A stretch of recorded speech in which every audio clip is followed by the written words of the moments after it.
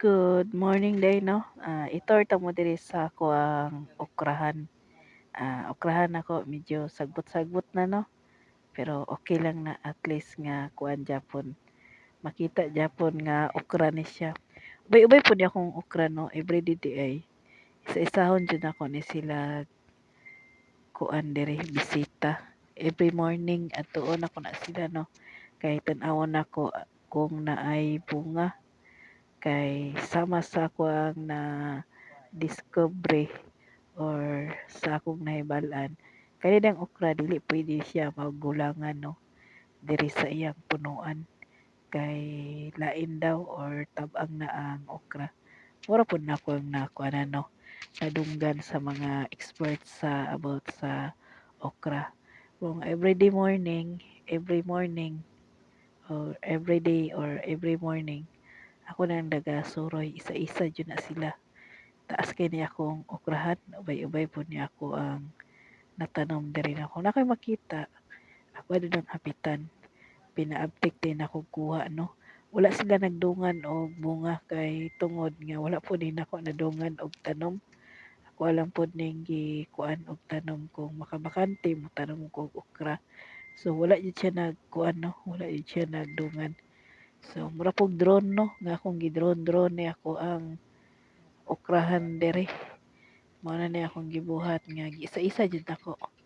Medyo sagbot na kay dili kay nako maato og kuan guna kay tungod pud sa nay kalabasa or di siya pwede nga matarog pud ang kalabasa kay maapil nimo guna ang mga gaway-gaway di sa kalabasa no. So karon day ubay gamay-gamay pa akong na kuan no, kuha isa pa ka buok. So everyday jud ako nadaga-survey. Nagakuha nako na siya magamay man na og madaghan kay dili daw pwede or lain daw kayo nga magulangan ang punuan sa okra. Mao po nang advice sa mga experts sa okra no. Wala man po'y mawala kung imo ang sundon pero nindot jud na imong adlaw-adlaw ug adtuon imong tanom no, para makita pud nimo ba kung kumusta na imong mga tanom dira basig naunsa ba na, nangabalhin na ba na or nangawala. Pang-upat na din nako ni or pantulo na nako ning kuha. Bago day ko uli mo kuan sa ako, subay sa jud ko aning akong ampalayahan kay ay akong okrahan og akong ampalayahan.